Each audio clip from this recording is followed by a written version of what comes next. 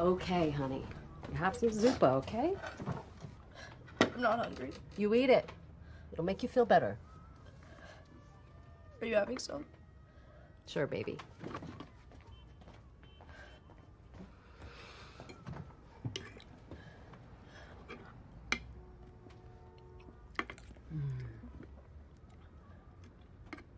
Do you think it's true? What Bernie said? You can't listen to people like that. You have to just block them out. The hell happened to you? It's all right. I got this. You feed him too much of that shit. You want him to get fatter than he already is? Well, Come on, what happened? it was that Bernie walk. Am I asking you? What did he do? He was knocking our signs down. I told him to stop, but he wouldn't. He said I was a loser. Just like my dad. Get your coat.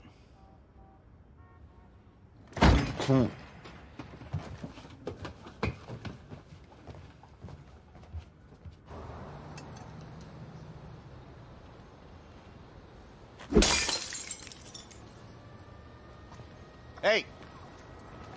That him? You been knocking down my signs? Yeah, so? Election's over. Doesn't give you the right to destroy other people's property, does it? Oh, you're not running your mouth now, huh? My boy said you had plenty to say to him. I put myself out there. Think it's my fault they don't see it? What I could bring? You wanna call me a loser to my face, you little shit? I didn't call you a loser, man. Oh, my boy's a liar now, huh? He say it or not? Speak up when I'm talking to you. He said it. No, I didn't. My dad did. I was just repeating it. You think that's funny? Huh? What a man tries to do? How he puts himself out there? Man, Jesus! Hey! I'm talking to you!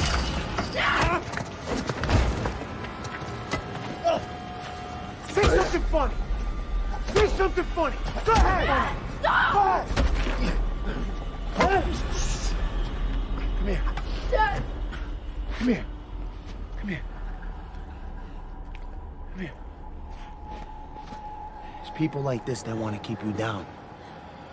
Keep you afraid. You have to show them that that can never happen. You gotta show them that you're a man. Kick him. Don't give me that look like your mother. You do what I tell you. Kick him. Kick him! Kick him again. Kick him. Keep kicking him. Kick him. Harder. Kick him. Kick him. Harder.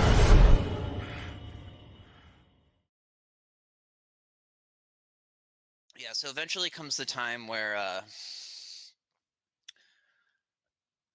have to move in with them. And I say have to. There's a minute there I wanted to. And it would usually come up in arguments of, fuck you, you're not my real dad. I know my real dad now. I want to go live with him. And so my mom would be like, no, you need to calm the fuck down. It's not happening. But as I mentioned earlier, there was a neighbor girl who I was putting through hell.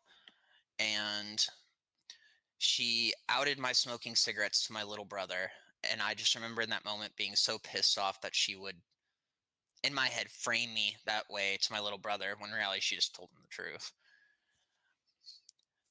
Get the hell out of my bitch, you stupid fat fucking cunt, you dumb this and that, and slamming on the walls, calling her a bitch and a whore whenever she went onto my front lawn, where her parents and my parents were sitting in lawn chairs because they were really good friends. And everyone's just like, whoa, what the? You need to calm the fuck down. No, fuck this bitch. I'm tired of her fucking shit. She never fucking done it. And she's in tears, of course. Put that girl through so much shit.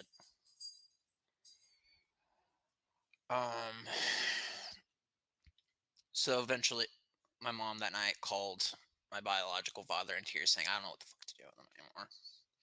We've tried medicating him. We've tried this. We've tried this. We've tried this. maybe the only place he can be happy with is you. And at this point, I'm like, fuck.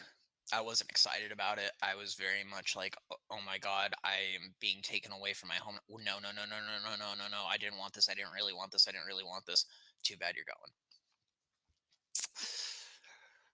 So, got on a plane. Didn't even really get to properly tell my little brother goodbye because he was really young at the time and they didn't want it to like upset his summer or anything, which I still have mixed emotions about. But, you know, I just remember crying, watching them walk away, getting on a plane by myself, not really understanding what had transpired to get there because I'm still young and angry and all that shit. But yeah, so then I go to live with them. And it was kind of cool for a minute, but it got really weird really, really fast. The lies began right off the bat because I hadn't heard the conversation between my mother and my father about what had happened. He had convinced me that my mother had told him, if you don't take him, I will send him to military school. Never happened. My mom's a teacher. She cannot afford military school. That idea never came up. I've asked her numerous times. Never, ever, ever. But he said, okay, since that's what she said, and that was your alternative, we're going to treat this like boot camp. I had rules posted on the wall that I couldn't take naps, couldn't do things at a certain time, couldn't sit for longer than whatever. Little reminders all over, you will do this, you will not do this, you will do this, you will not do this. Which sucked, but I was like, all right, whatever.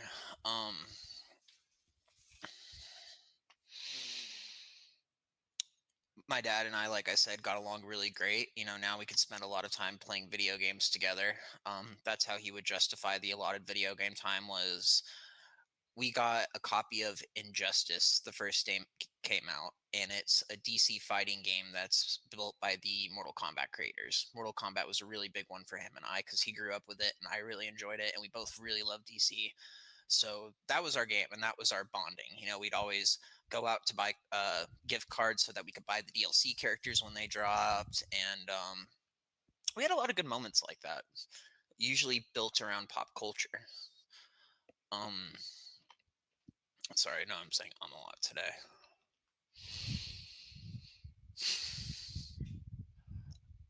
But he began to use these moments of bonding and buying things and all these cool things he had accrued for me as permission to treat me like shit. He became very vindictive. He began using me. I remember during the summer, he made me get a job, which is good. You know, parents should make their kids get jobs at a certain point. Like, hey, quit sitting around, go do something. But it was very, very intense and very forceful. And I finally got my first job at Eddie Pack, which was a meat processing plant up the road, maybe a little less than a mile. So I would go to work to do that. And I was one of like two white guys in the factory. It was just filled with illegal immigrants, people literally saying the same social security card, like people fresh over the fucking border. It was shadier than all shit. Lord knows what happened behind the scenes there. I don't even want to know. Out the way, do my thing. That's how it goes. At the back, you see that the box is white over black, or black over white. It's all right. 845 is gonna be a long night. Take a flight on some badass kush. You already know, fuck George Bush. I'm with Obama. Osama. I'm in Eddie back and trying to fuck a mama. That was a cool job. I hated it at the time, but if looking back, if I could work there again, I would. A lot of people in town worked there. A lot of friends that I had. I'm gonna work on saying But I wasn't allowed to keep my money. You need to cash your money and you need to put it in a piggy bank, which for me was a little rubber Deadpool statue with him like posing with the swords. And he's like, you need to not touch it. You need to leave it alone. You need to learn how to save. Fair enough. I hated it. I want to go spend money on video games, but fair enough. I got plenty. Money would always disappear. Money would always disappear. Probably like 80-90% of what I earned in that era, I lost because he would steal it. And simultaneously freaking out that I'm not working hard enough. So a lot of things began to make him lose his shit. He had not been drinking for years and years, and then suddenly he started drinking again. And the whiskey would amplify a lot of his bullshit, make him very volatile. A lot of instances in town, he was the type of guy you'd have to sit there and just keep your mouth shut and keep your head down while he's like yelling at a cashier, going off on someone, you dumb nigger, you faggot, you this, you spick, you chink. Sorry, it's what I grew up with. These are the words that get used. They ain't good, but they are what they are. I'm sitting here, 16 to I think 18 this was going on, and everyone in the family, even the ones who share all of his qualities, it was just a lot to deal with, and it always created some sort of new crisis or another. So we were always having to clean up after his shit, basically, and simultaneously kiss ass so that it wouldn't happen again.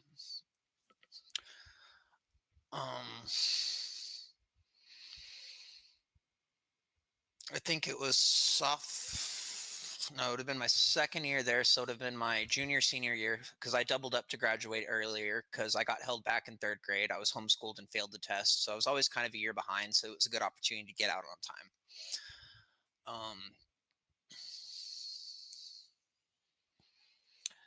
I came home with my first B, and it set him the hell off, because to him, the grades were a reflection of how he had improved me. So sending home anything less than an A or a B plus to my mother was very, very strongly discouraged. I came to learn later that a lot of what I was going through, he was trying to create a scenario where he could get my mother back.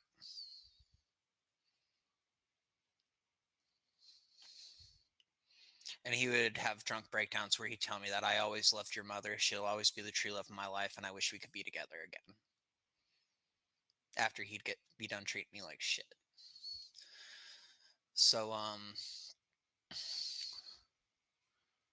trying to remember where I just was at. Oh, the grades. So, yeah, I get my first B. And I come home and everything is ripped out of my room.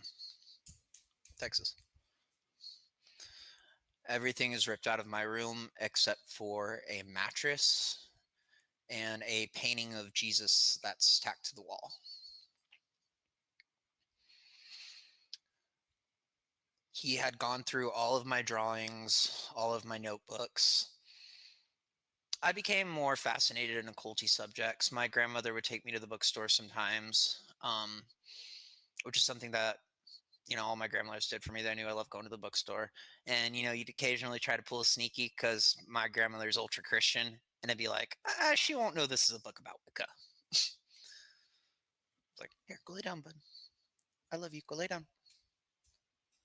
Go lay down away from the door. It's going to set you off. Come here. Come on. Lay down. No, away from my computer. Go lay down. Thank you. On your bed. You're going to have to make me cut all of this.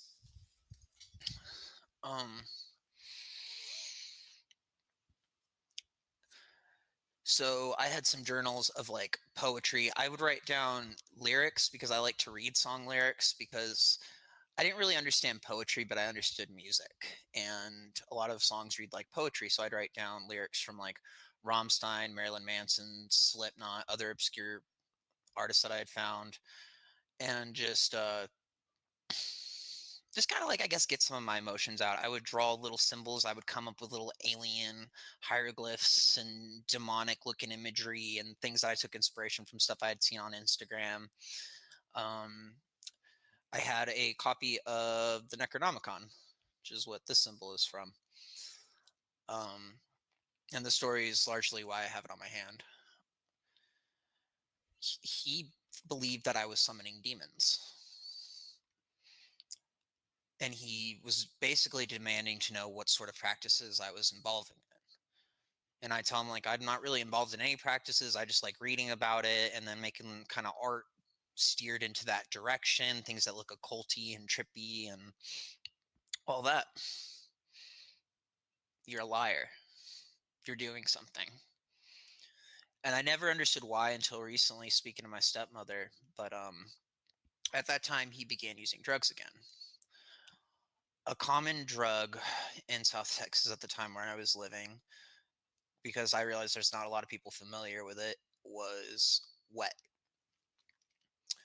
Wet is embalming fluid. I guess the best way that you do it is you take a cigarette and you dip it in the embalming fluid, you let it dry out, you smoke it.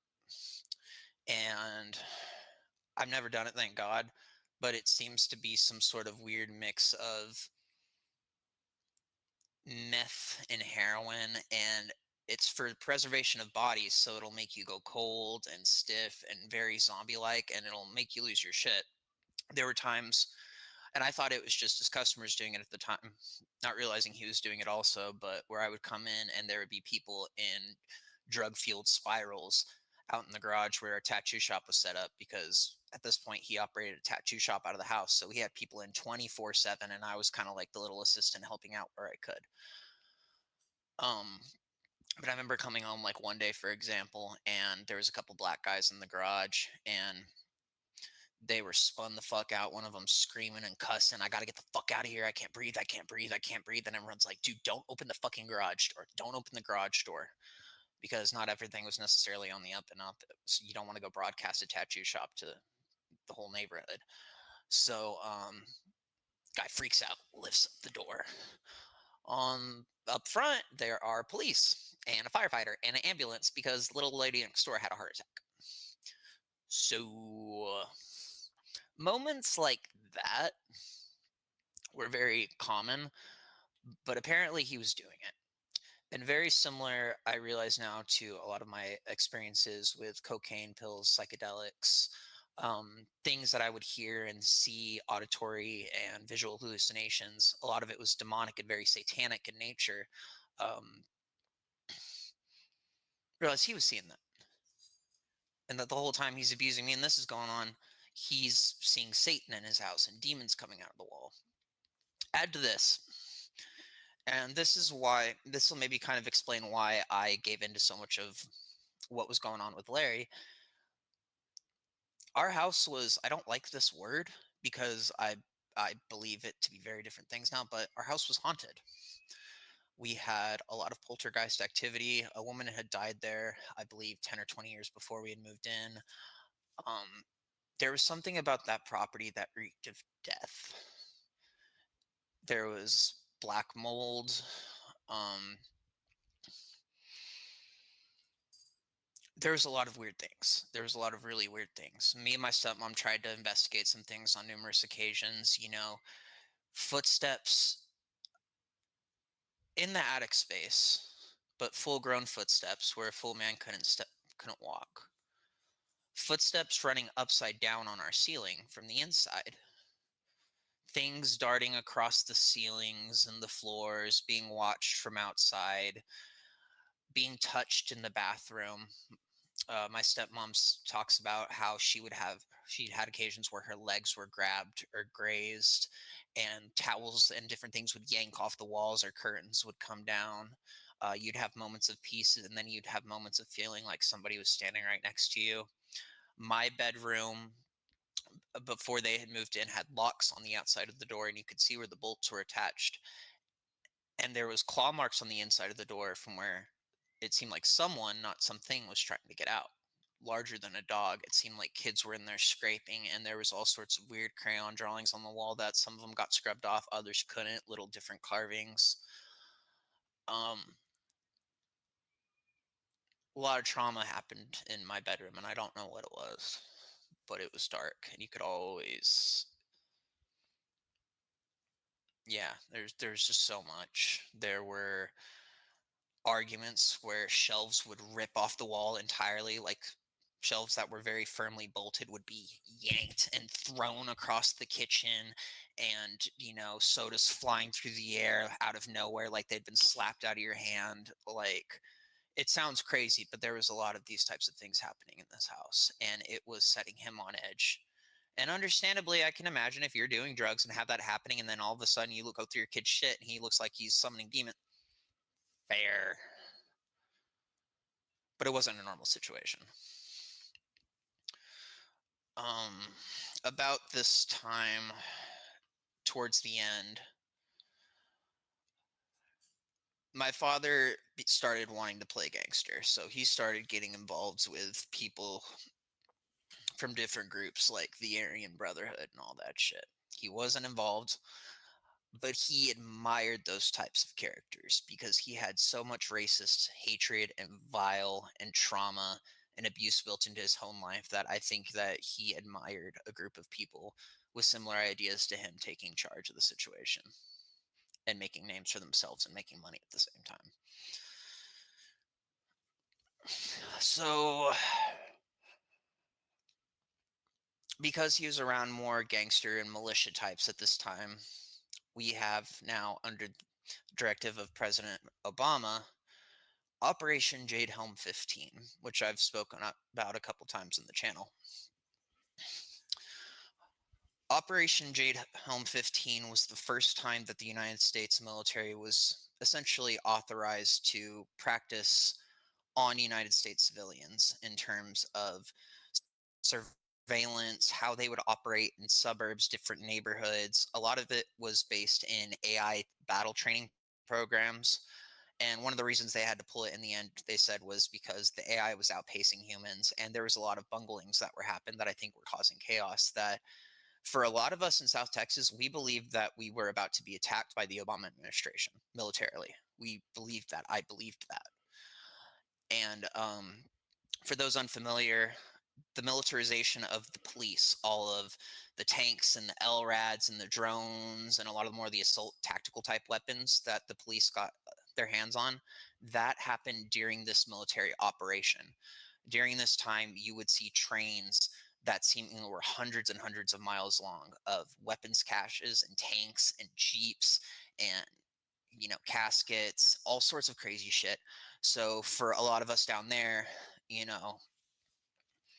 it felt like it might be about time that something was going to pop off. My father was of the belief that Obama was the Antichrist at the time, with a lot of other people. So this was freaking him the fuck out. Things were happening as this operation was being bungled. They would do different shows of like force, and like they would try to make like a show of it too for the people, where it would be like planes going and then you'd have like a ton of people drop from the sky. But it was the nighttime operations that got dark, kind of like with Antifa, the things behind the scenes. There were immigrants who were being kidnapped and black bagged. There were houses that were getting their doors kicked down because the systems told the soldiers to go there when it was actually in the neighborhood next door. So a lot of people were having to sign NDAs, but also there was a lot of videos and stuff coming out of, just the craziest military training operations. Like, there'd be some times where it's just like, is that a body? Did someone just get killed? Where did that shot go? And so, kind of like me during Antifa, my father was involved in this news 24/7, and then I think I began probably my deeper diving into the news about that time too, because I was really into Alex Jones, and Alex Jones was covering this all very much to a T. Granted, he was wrong about a bunch of things like we were too, but that's where a lot of the video evidence was coming out. And simultaneously, Ebola was happening too, which was freaking out a lot of people. Not necessarily so much in the United States, but because of all the chaos that was happening, it seemed like there was a lot of operations going on at the time that a lot of people registered it as martial law was coming. I think Obama about this time too put in the law where under a state of martial law, the president would have certain amount of emergency powers. So going after the church fairly hard in a lot of his rhetoric. People were freaking out. And we were getting a lot of these boots on the ground stories of people nearby who were being tattooed or knew people. And, that's just kind of how the information flow worked. So this was freaking him the hell out. And the more it began to freak him out, the angrier he became. The more he was using, the more he was drinking. The abuse became less psychological and more physical over time. He began to treat me like his cellmate, pinning me up against the wall by my neck. He always liked to get right in my face, nostrils flaring, could smell his breath, spitting on your face.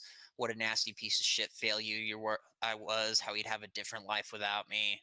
How I was so stupid I couldn't get my grades done. How come anytime you get emotional, your voice gets high like a little girl? What are you, some kind of faggot? Which I guess could lead us into the next one when he figured out I was a faggot.